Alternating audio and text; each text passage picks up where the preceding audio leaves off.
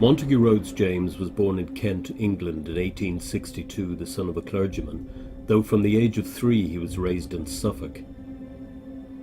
The family lived at the rectory in Great Livermere, which a century and a half earlier had been the childhood home of the antiquary Thomas Martin, nicknamed Honest Tom Martin of Palgrave. Whether the course of M.R.James's life, namely his lifelong interest in the past, was inspired on some level by Honest Tom's ghost is not, alas, recorded. Instead, it was a toy Punch and Judy set, as James recalled years later, that first gave him a taste for the ghostly. One of the cardboard figures among the set was called the Ghost.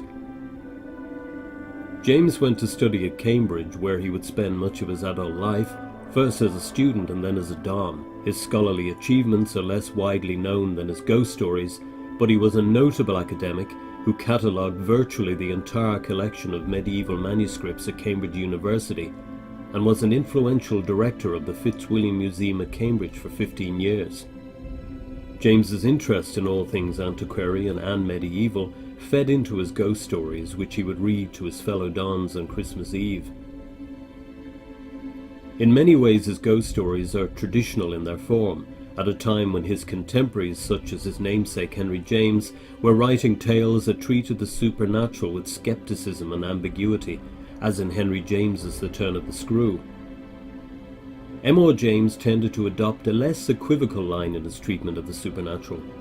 When a linen sheet billows in an M.R.James story, there usually is a genuine ghost beneath it. If you're looking for a place to start, O Whistle and I'll Come to You, My Lad remains one of his most celebrated stories and typical of James's ghost stories as a whole. In 1918, he became provost of Eton College, where he sat on the interview panel for a young boy named Christopher Lee, who would later portray M.R.James for the BBC. M.R.James received the Order of Merit in 1931 and continued as provost until his death in 1936.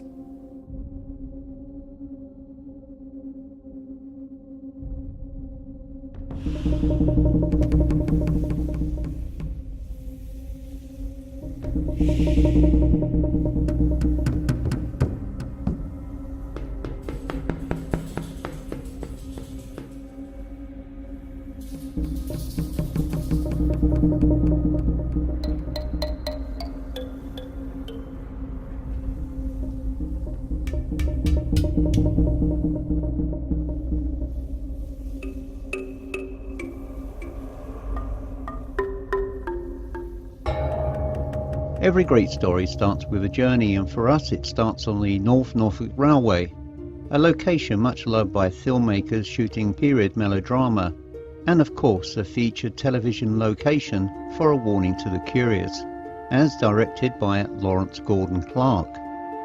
Our intention is to explore the vexing question: did M.R.James believe in the paranormal? Much of what has been reported suggests that, on the surface at least, James had an open mind, due largely to numerous of his own brushes with experiences either preternatural or which could be interpreted or misinterpreted as such. Despite what was surely an intellectual wrestling with the possibilities, James never publicly made any admission to such beliefs. Our view is that he did, and we hope to convince you that there was so much more depth and secrecy to the character of James, which has largely been left unexplored, and that his own experiences greatly contributed to his work in the realm of the paranormal.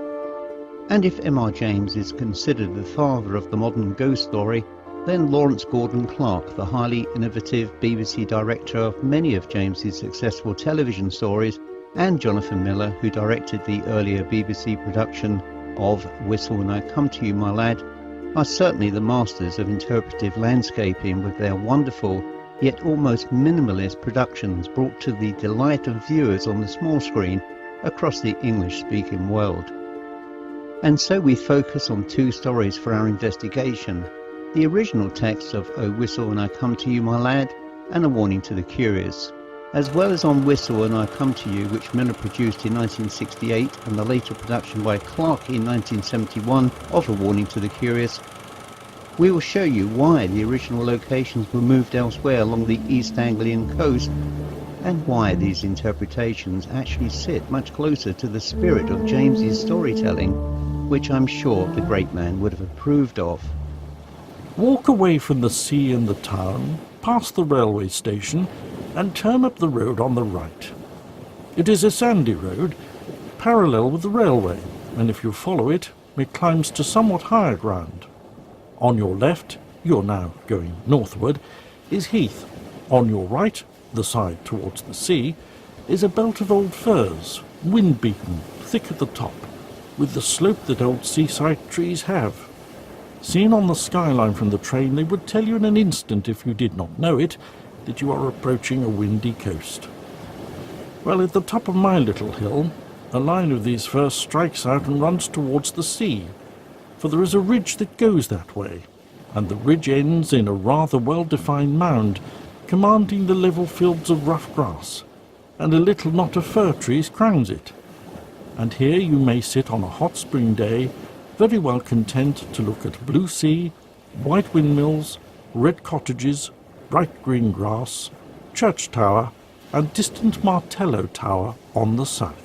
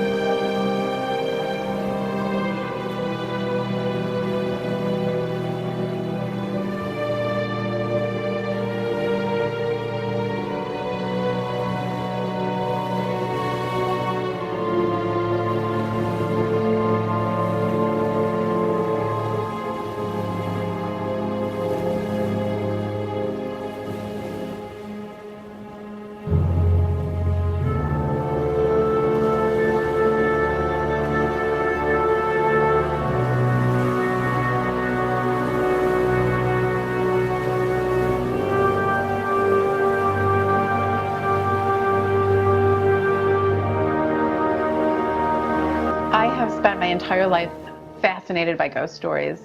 I grew up in Chicago in the United States, and even as a young girl, I remember going to the library, and the only books I would take out were books of ghost and horror stories. And I would ask the librarian, how many can I take out? And she said, as many as you can carry. And I remember walking home from the library with the books stacked up to my chin, and they were all ghost stories. So I was very surprised about a couple of years ago when I saw a video posted on Facebook that linked to a video on YouTube that was by the so-called master of the English ghost story, M.R.James. I had never heard of M.R.James. Of course, in the United States, when we think of ghost stories, we think of the great master of American ghost stories, Edgar Allan Poe, and all of the people that really wanted to be just like him. I'd never heard of M.R.James. So I watched the video link, which was a link to the now I know is a great M.R.James story, Warning to the Curious. And from that first viewing, that first listen, I was absolutely enraptured by this story and by this writer. And I wanted to know everything I could about him. I wanted to read every story that he had written. I was surprised when I learned more about M.R.James that there seemed to be a feeling that he didn't believe in ghosts. and had never had a paranormal experience of his own, because for me, in reading his stories and listening to his stories, it came across to me as someone who's been a paranormal researcher for almost 35 years, that he was speaking from a perspective through his characters of someone that had had a very personal experience with another dimension, another layer of experience, that sixth sense. And so I couldn't really wrap my head around the idea that he was just writing stories with no personal experience of these things.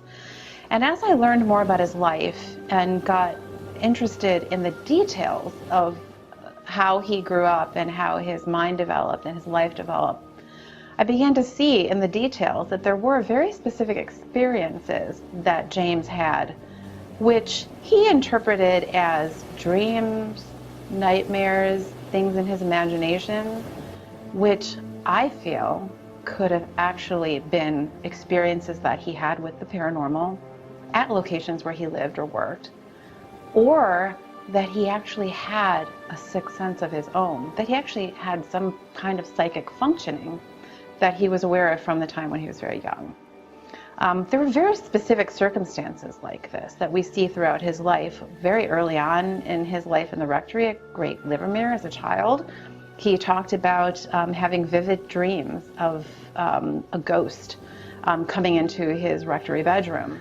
I got a book last year that was a book of letters that had been compiled by the daughter of a dear friend of James. And in one of the letters, James writes to her that he had a vivid dream recently when he was staying at an inn while visiting a friend. And in the dream, he had been woken up by his bedclothes being pulled off of him. And he began saying the Apostles' Creed and some other prayers related to that. So very, kind of harrowing experience that he greeted with a religious response. I think too, so many people have these dreams, or that they interpret them as dreams, but that dreamlike state that we are often in when we have these experiences, I think that's another possibility for an actual paranormal experience that James might have had. So we do have a string of experiences throughout James's life that suggest to us that there was something that was ongoing in James's life beyond his own imagination. I cannot connect, and I know a lot of people can't, the medievalist whose writings and even travelogues of Suffolk, Norfolk, and the surrounding areas are so dry and so matter-of-fact and just mere catalogs of things, with the depth of experience, the imagery, the emotion, and the horror. Despite his illustrious lifetime achievements as an academic, James is better known today for the series of wonderful ghost stories which he wrote to entertain students and academics at Cambridge and at Eton. Much of his inspiration for these stories originated here in Aldborough in Suffolk, and during his lifetime, this quatrefoil defensive structure known as the Martello Tower would have stood looking relatively the same, and certainly would have been a place that was all too familiar with him. The tower was constructed adjunct to the now lost village of Slowden between 1808 and 1812 by Royal Engineers to the design of a Colonel Twist and a Captain Ford. In 1931, the Ministry of Defence sold it off to the wealthy Mitford family, who were among those who spent holidays here after it was converted into a home, but over time it fell into disrepair until in 1971, when it was acquired by the Landmark Trust, who restored it and have made it available for us to use today. There used to stand an old gun battery just north to the Martello Tower and virtually intact into the 1860s. But by the time of the 20th century, and at the time of James's penning of a warning to the curious, the battery was a crumbling ruin. And here at the Martello Tower is where Paxton met his end from the enraged spirit of William Ager. You don't need to be told that he, Paxton, was dead. His tracks showed that he had run along the side of the battery, had turned sharp around the corner of it and smalled out of it must have dashed straight into the open arms of someone who was waiting there. His mouth was full of sand and stones, and his teeth and jaws were broken to bits. I only glanced once at his face. At the same moment, just as we were scrambling down from the battery to get to the body, we heard a shout and saw a man running down the bank of the Martello Tower. He was the caretaker stationed there, and his keen old eyes had managed to descry through the mist that something was wrong. He had seen Paxton fall, and had seen us a moment after running up. Fortunate this, for otherwise we could hardly have escaped suspicion of being concerned in the dreadful business. Had he, we asked, caught sight of anybody attacking our friend?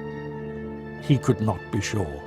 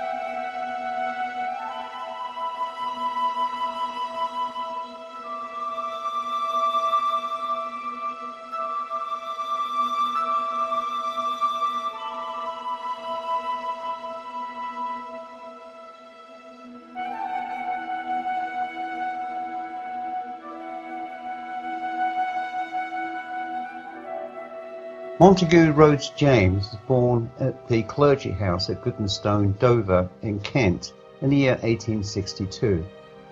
At the age of 3, his family moved to Great Livermere in Suffolk, where his father, a parish priest, took the living there, and where the family continued to live until the year 1909.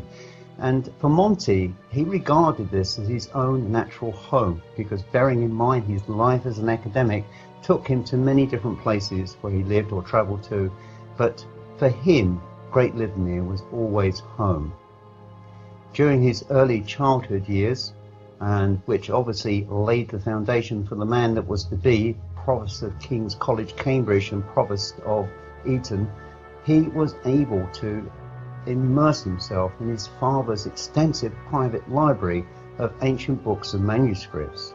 In fact, during a period where he was ill from TB, I believe he was aged about 5, he was able to translate a Dutch Bible into English, and by the age of 12 he was able to translate ancient Ethiopic script into English. None of this had been taught to him, although I would dare to suggest that his father, who was also an academic, probably encouraged him to read and to learn more about ancient history, and particularly through these medievalist scripts. And of course he went on to become known as a famous medievalist scholar and writer. But it's another sideline perhaps that attracts us most to the legend of Montague Rhodes James, and that is as an author of ghost stories. It is said that at Great Livermere there were a number of ghosts who were present in the village, different types of hauntings that have been reported, but none more so than perhaps at the actual rectory. Monty wasn't particularly drawn for a life in the church, despite his father imploring him to do so on a number of occasions when he wrote to him while he was studying at King's College in Cambridge. The question mark obviously arises over why he decided to not take the family following into the church, and it may well have something to do with his past life, and particularly when he lived at Great Livermere Rectory. Life for young Monty in Great Livermere must have been something of a trial for him. Being a boy, he was so immersed into books and historic tradition. But he soon learnt of the local ghost tales, which involved a number of spiritual apparitions which had been seen in and around the village over the centuries. And also taking into account, it was a rather remote place to actually residing as a child. The villagers themselves would have been perhaps a part of families that have lived there for centuries. And during that period of history, they would have brought forward to the present generation the lurid tales of hauntings and witchcraft which had occasioned there.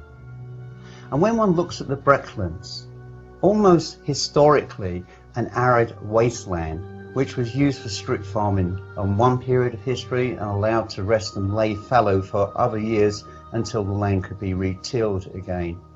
Monty spent a great deal of his time exploring the village, learning of the legends, and it, no doubt in my own mind, may have come across one or two interesting incidents which have occurred there historically. But he never spoke much about his past. He never spoke about his childhood in those terms of being frightened by demonic forces or actually admitting to any level of fear. Certainly when challenged about his beliefs in the paranormal, he was quite open to the prospect of the existence of the paranormal should evidence be given to prove it. And yet here, I think, was the sleight of hand by Montague Rhodes-James. I think Monty deeply believed in the paranormal. I think that he had psychic premonitions, experiences, which he was too afraid to share to fellow academia at Oxford or Cambridge or wherever he travelled, because within the academic circles for which he frequented, talk of such matters was regarded as being a little bit weird. And nonetheless, Monty was able to convey those feelings, those thoughts, those emotions, those experiences in his wonderful ghost stories. So in effect, he was writing as a third party. He was saying to them, this is not me, but these are simply ghost stories about things that I've thought about. But the reality is, the underlying score, which treads quietly in the background, is that Monty did actually believe in these stories. Another great tradition of his stories is the warning message, which always seems to implore people to leave well alone, to not delve into things far too deeply for things they do not understand, lest they be punished either by losing their life or by some other terrible calamity which would befall them. And also his wonderful, rich use of the English language. There are very few writers that had the vocabulary that Montague Rhodes-James had in his descriptions of the examples that he gave in his stories of experiences with the paranormal.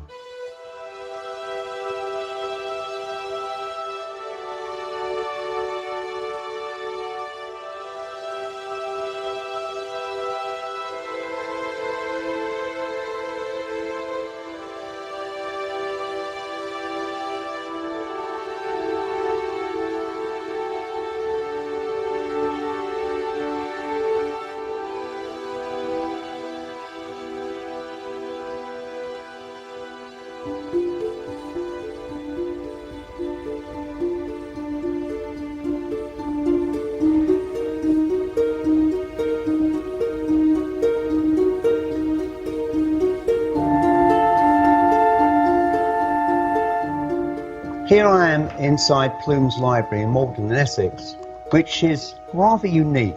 It's a very ancient library dating back, I believe, to the 17th century. It benefited to the town of Malden by Thomas Plume, Esquire. And these are the kind of libraries which would have been more familiar to Montague Rhodes-James in his quest to further his knowledge of ancient and scholastic works. Going back to his life, he first went to King's College, Cambridge as a student in 1882. He later became Don and then Provost. And of course, at that point, it gave him access to all of the works which were retained in the libraries, not just King's College, but also later at Eton, where he too became Provost. And one can just imagine the excitement of being able to hold and cherish these ancient tomes, to be able to find knowledge which is not perhaps more commonly known to the majority of the population, which gave him an edge. It is said that on one occasion, I believe, whilst at King's, he was actually locked into the library. He was so absorbed by his studies that the caretaker had forgotten he was still in the library. One can imagine that being locked in such an ancient building as this, for example, what kind of strange events or feelings or sensations would have been experienced by him in these lofty buildings. I too share a love for ancient books, and particularly so for these leather-bound ancient tomes that go back probably 200 or 300 years. And when you look at Monty, he was actually having access to books which dated back to the early part of the Catholic Church in the United Kingdom. When M.R.James began his studies of medieval manuscripts and records, he was essentially alone in his interests in this field of study.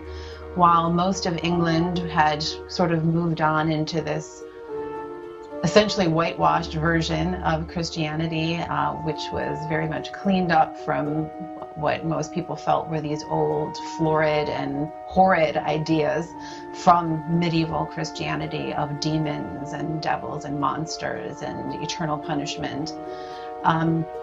James really continued in what was a lifelong fascination for him. And I think his fascination and isolation in this interest is reflected in his ghost stories, where you always see that scholar, that antiquarian, that archaeologist who's very much by himself in his realization that he's being pursued by some dark something that is definitely felt but unseen. Let us then be introduced to the actors in a placid way. Let us see them going about their ordinary business, undisturbed by forebodings, pleased with their surroundings, and into this calm environment let the ominous thing put out its head, unobtrusively at first, and then more insistently until it holds the stage. For the ghost story, a slight haze of distance is desirable. 30 years ago, not long before the war, are very proper openings. If a really remote date be chosen, there is more than one way of bringing the reader in contact with it. The finding of documents about it can be made plausible, or you may begin with your apparition and go back over the years to tell the cause of it. On the whole, though not a few instances might be quoted against me, I think that a setting so modern that the ordinary reader can judge of its naturalness for himself is preferable to anything antique. I think that, as a rule, the setting should be fairly familiar, and the majority of the characters in their talk, such as you may meet or hear any day, before proceeding to make a further essential point. Another requisite, in my opinion, is that the ghost should be malevolent or odious. Amiable and helpful apparitions are all very well in fairy tales or in local legends, but I have no use for them in a fictitious ghost story.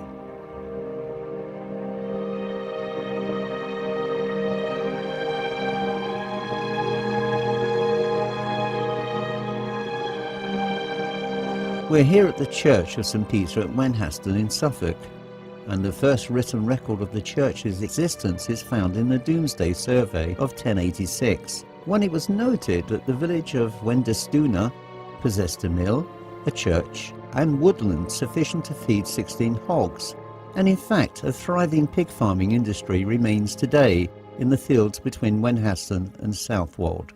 In the summer of 1892, a decaying whitewashed wooden tympanum was taken down from above the chancel arch here at Wenhaston and was left outside overnight. During that evening, a rain washed away centuries of post-Reformist whitewash, which exposed a beautiful doom painting, which was certainly last seen before the Reformation, which is believed to have been painted between 1500 and 1520. The doom depicts the day of judgment, when the dead will rise from their graves and souls will be weighed to determine if they will go to heaven or be banished to hell. The doom illustrates perfectly the medieval mindset and reminds the living of what rewards or punishments lay in wait for them according to how they lived or worshipped. But just as dooms such as this were hidden from view during the Reformation, surely many of the Reformed still felt the force of their shrouded messages, as certainly did James. Although James was a Protestant, he was clearly influenced by what he saw and discovered in his research of the early Catholic mindset, the teachings of the medieval church. Indeed, the finding of the doom here at Wenhaston is an almost Jamesian story, the washing away of the paint by God and nature and the revelation of the hidden terror. There can be little doubt that James was aware of the uncovering of the doom and that he would have cycled over here from Aldborough to immerse himself in all of its spiritual and artistic wonders. 2 years after the discovery of the doom, James published Canon Albrecht's scrapbook. I think in a way the substance and subject of the doom would have caused him to reflect upon his own mortality and remind him on a deeper level that some hidden secrets would only be known to God, and that in God's hands he would eventually be judged. And this set the temper for many of his tales.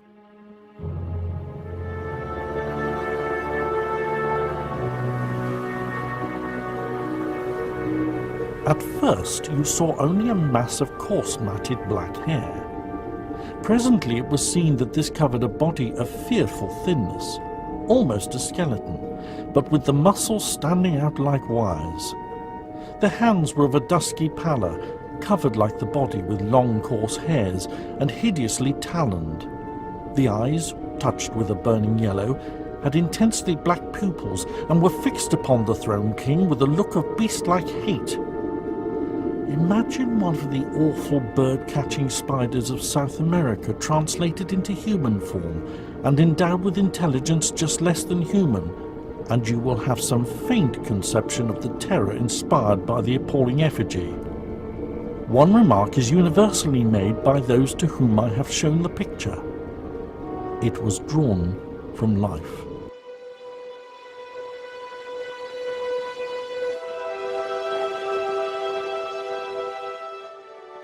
Although James spent a great deal of his academic life away from East Anglia, his spiritual home was clearly the coastal regions of Suffolk, and particularly so the environs of Aldborough and Felixstowe, described in some detail in his stories under cover of fictional names and locations. The almost abandoned and empty landscape, the hidden truths, the element of nature itself, the isolation from nearly all human contact, all were translated by James onto paper, the profound sense of the surreal intact. But if all who traverse the Suffolk coast sense a looming something crouched in these elements, it was James who coaxed it out in his stories. It stood for the moment in a band of dark shadow, and he had not seen what its face was like. Now it began to move, in a stooping posture, and all at once the spectator realized, with some horror and some relief, that it must be blind, for it seemed to feel about it with its muffled arms in a groping and random fashion. Turning half away from him, it became suddenly conscious of the bed he had just left, and darted towards it, and bent and felt over the pillows in a way which made Parkins shudder as he had never in his life thought it possible. In a very few moments, it seemed to know that the bed was empty, and then, moving forward into the area of light and facing the window, it showed for the first time what manner of thing it was.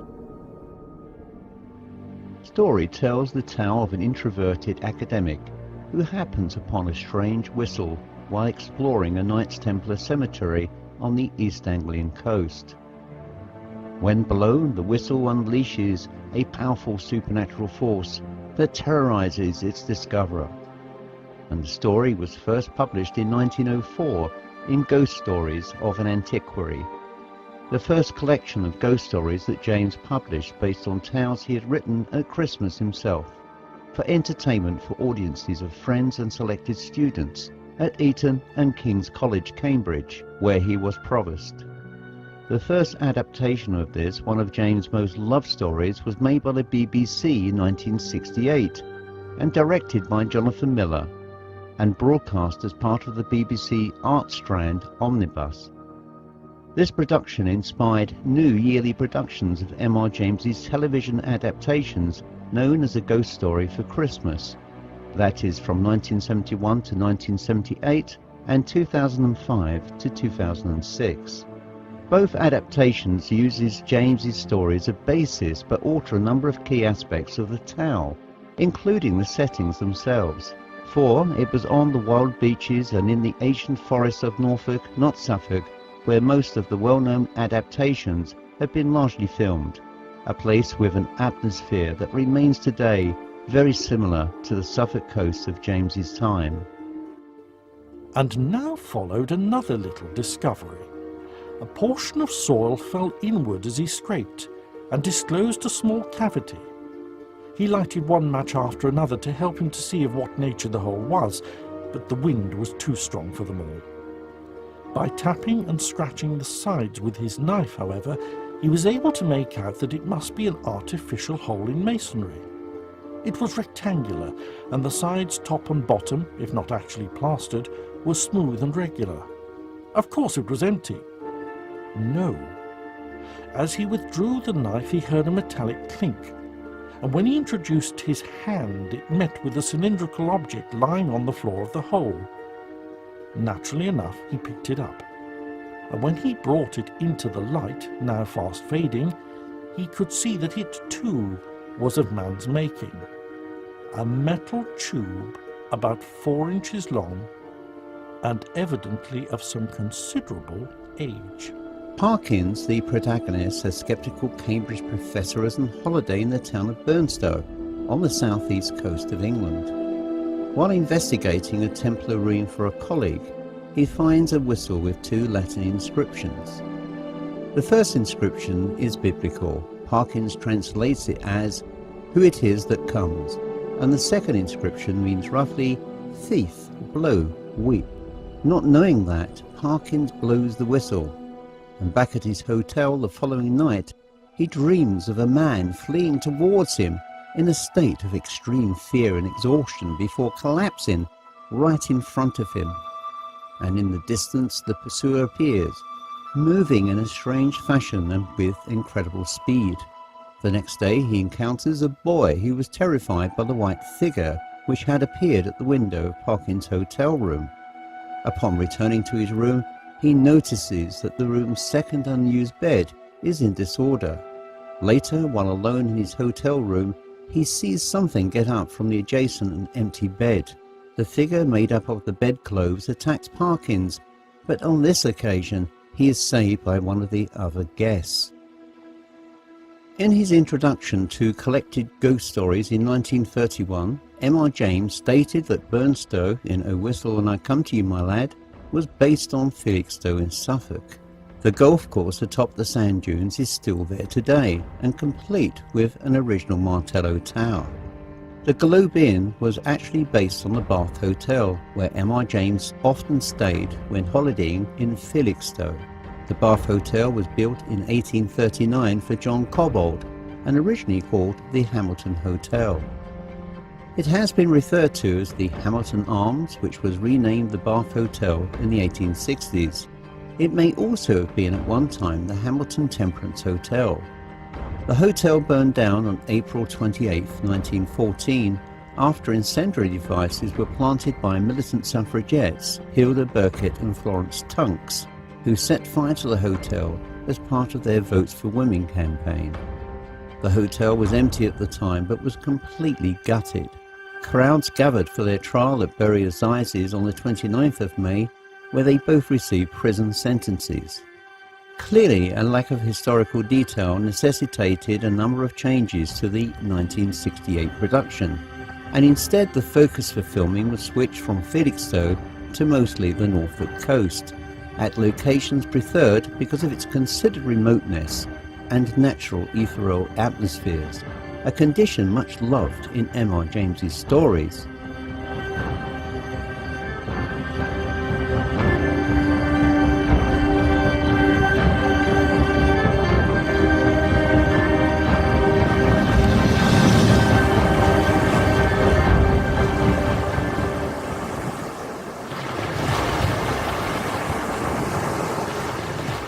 We now turn to Jonathan Miller's original interpretation of this story in 1968.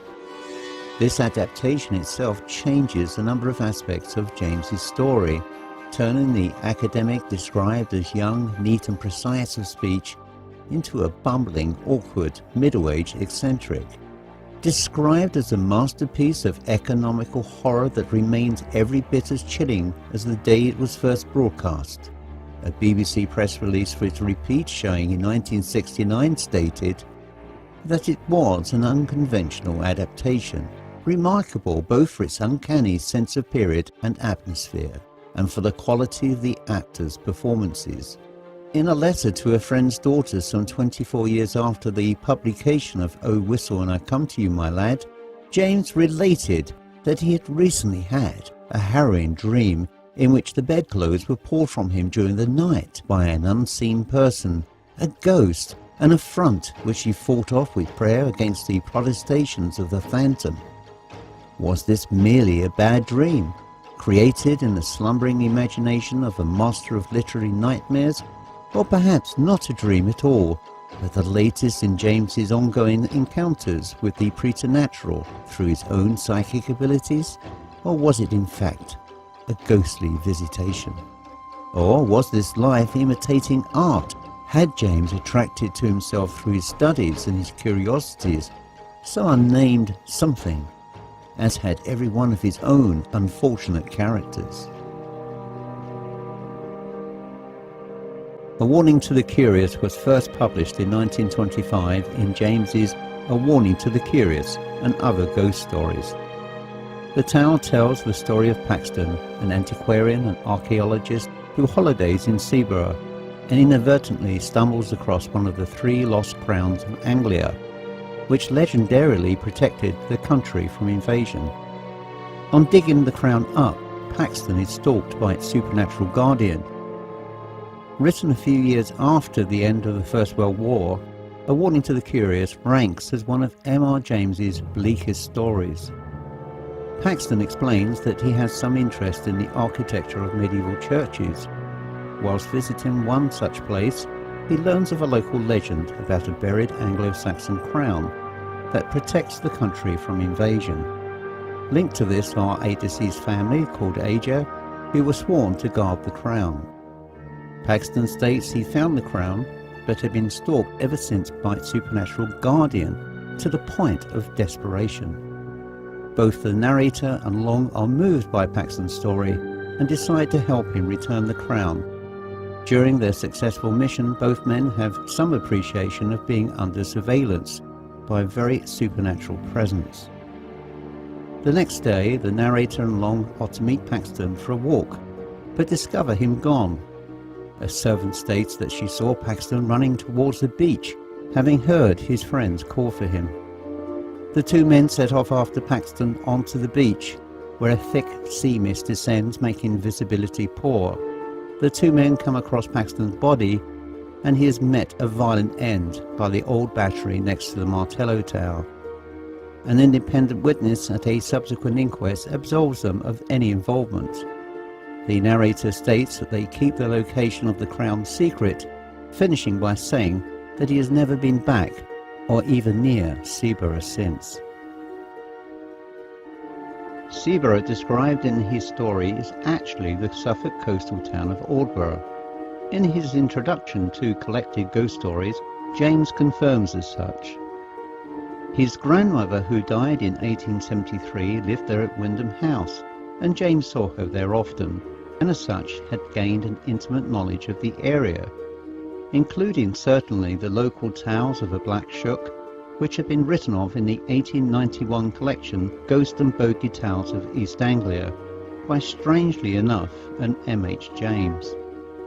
At the north end of the town of A, almost certainly Aldborough, like the salt marshes which are sometimes full like a lake, here a favourite walk of the inhabitants leads across a sort of common planted with a fir grove by one or other of 2 paths, one of which goes through the pine woods and emerges near the station. The other leaves the pine wood on the left and skirts the mere, crossing the line and leading into a sandy lane between more pine trees. At the sea end of this waste is a kissing gate, and here it is quite likely that the presiding bogey will meet you if you walk there after dark. The bogey is a large black dog with fiery eyes and a fierce appearance, Untold horrors befall the man or woman who persists in thwarting him. The Bear Hotel is actually the White Line Hotel and still very much in business, as it has been since the times of James. Inside is where the narrator and Long meets Paxton.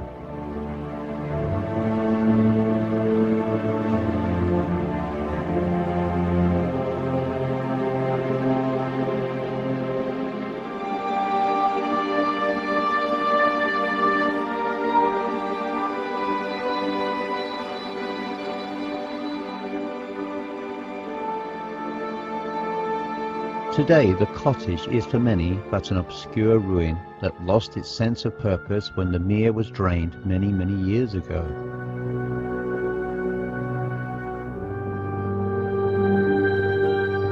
And for many it's an ugly block that is partially hidden amid bramble bushes and on a remote stretch that connects Aldborough and Thorpe Ness. Quite often the cottage isn't seen at all by the many tourists who drive past quickly, and in a way it reassures myself to the contention that James discovered it on one of his many gentle rambles by cycle.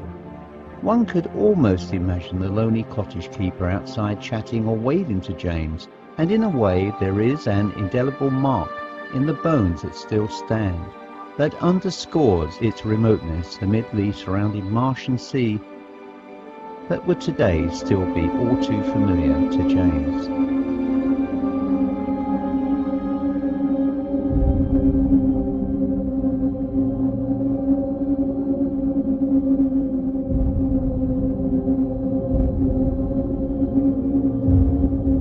As I bicycled back past the churchyard wall, my eye caught a fairly new gravestone, and on it was the name of William Ager. Of course, I got off and read it. It said, "Of this parish, died at Seabrook, aged 28. There it was, you see, a little judicious questioning in the right place, and I should at least find the cottage nearest the spot. Only I didn't quite know what was the right place to begin my questioning at.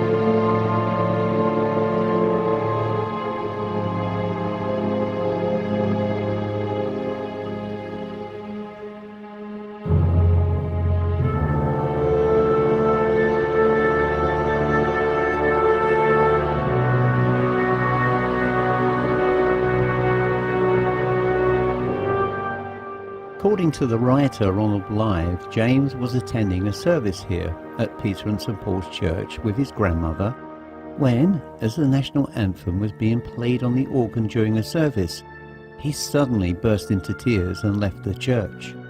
Blythe believed that there may have been some dark and occult force at play within the church, causing him to be taken out.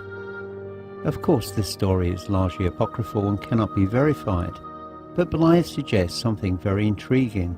Did James in fact have some type of what we call sixth sense?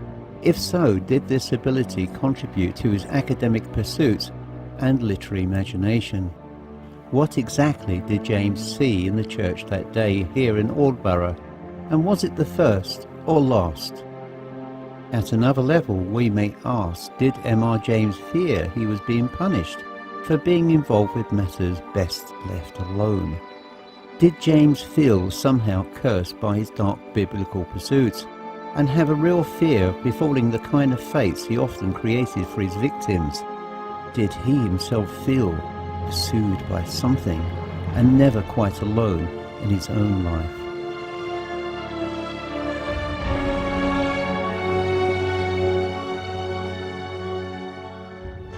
It was nearly 5 o'clock. The short day was drawing in and the church began to fill with shadows, while the curious noises, The muffled footfalls and distant talking voices that had been perceptible all day seemed, no doubt because of the fading light and the consequentially quickened sense of hearing, to become more frequent and insistent.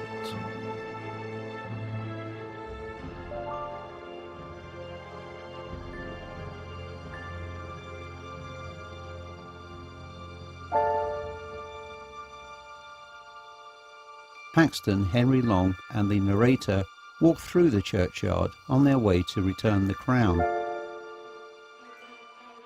The crown site where Paxton removed the crown has been suggested on geographical detail to be where the North Warren Nature Reserve is.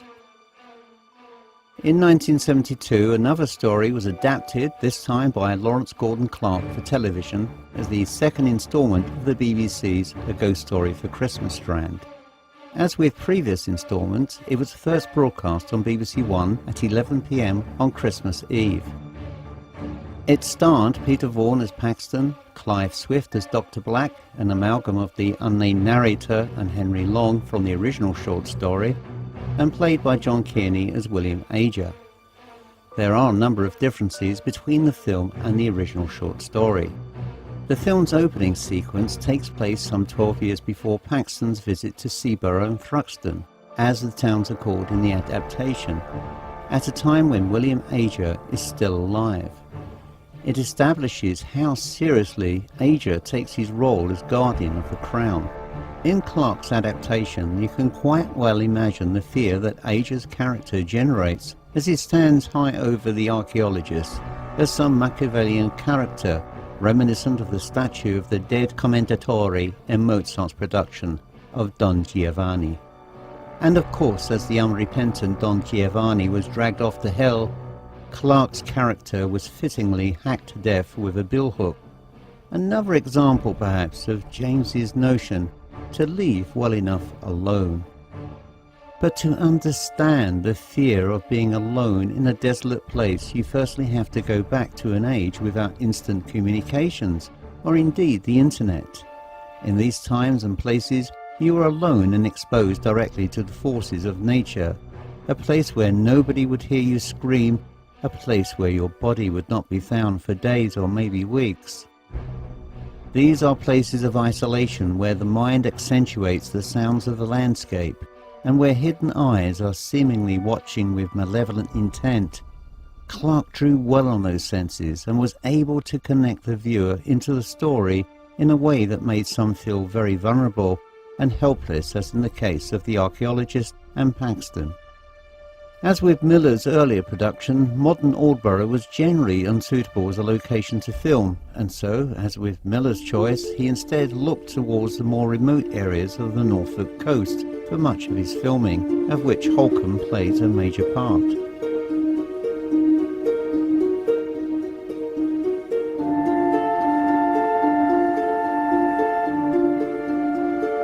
In the television production of A Warning to the Curious, Paxton is not a young man but a Londoner of working class origin.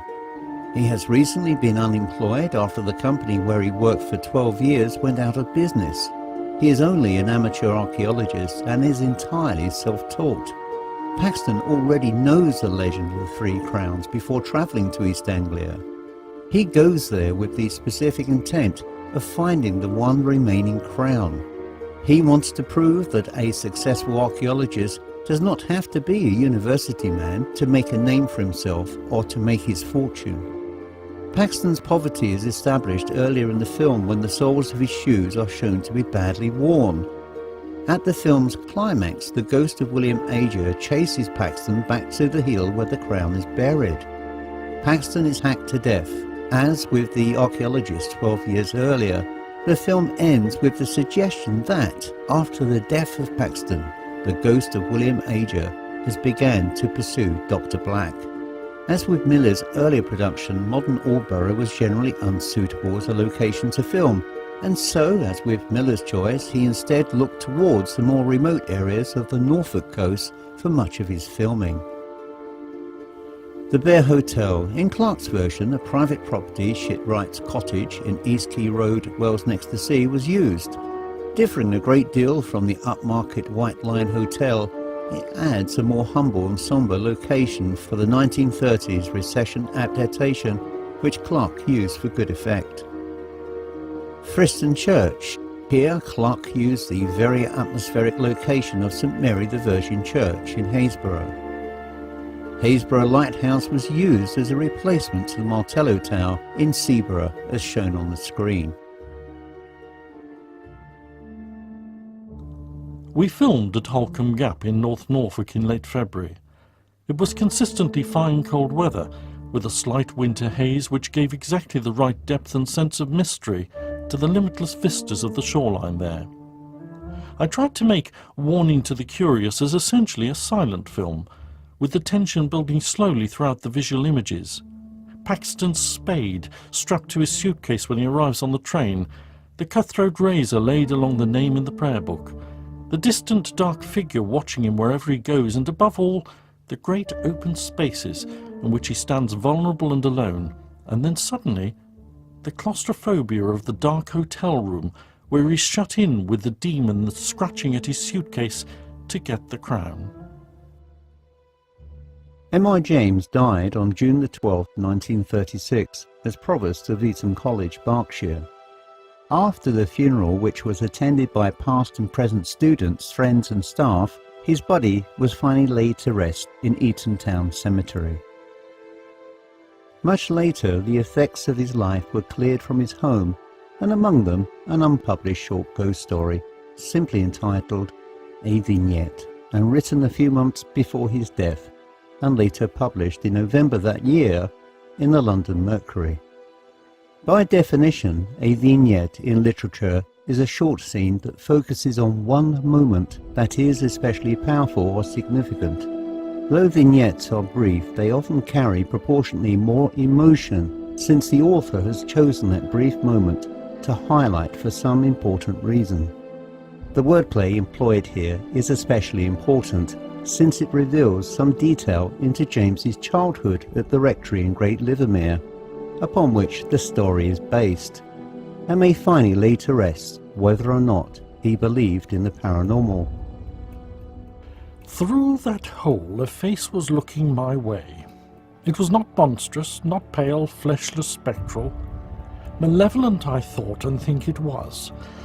At any rate, the eyes were large and open and fixed. It was pink and, I thought, hot, and just above the eyes the border of a white linen drapery hung down from the brows. There is something horrifying in the sight of a face looking at one out of a frame as this did, more particularly if its gaze is unmistakably fixed upon you. Nor does it make the matter any better if the expression gives no clue to what is to come next. I said just now that I took this face to be malevolent, and so I did, but not in regard of any positive dislike or fierceness which it expressed. It was indeed quite without emotion. I was only conscious that I could see the whites of the eyes all round the pupil, and that, we know, has a glamour of madness about it. The immovable face was enough for me. I fled, but at what I thought must be a safe distance inside my own precincts. I could not but halt and look back. There was no white thing framed in the hole of the gate, but there was a draped form shambling away among the trees. Without a doubt, this great man kept many thoughts and feelings to himself, and despite his open sociability, he was notoriously, perhaps, a very, very private person. Living as a product of the Victorian age and being a man held in high esteem by both academics and readers of his many works, he definitely erred to the side of caution, because opinions or beliefs in subjects considered best not spoken were best kept silent. Yet by his wonderfully descriptive tales there is within a knowledge that is understanding of the paranormal, and living in Victorian times it was held that there is only one ghost, which is the Holy Ghost, and the rest, therefore, are demons. After taking stock of that era's social attitudes, it certainly was a persuasive argument to keep one's opinions private and to flow with mainstream acceptability on such matters. But sadly, our journey into M.R.James has come to an end. But we hope it has provided at least an insight into his mind. And perhaps the interpretations by Miller and Clark are echoes to the landscape familiar to James, and evoke so perfectly a visualization to the writings of this great man.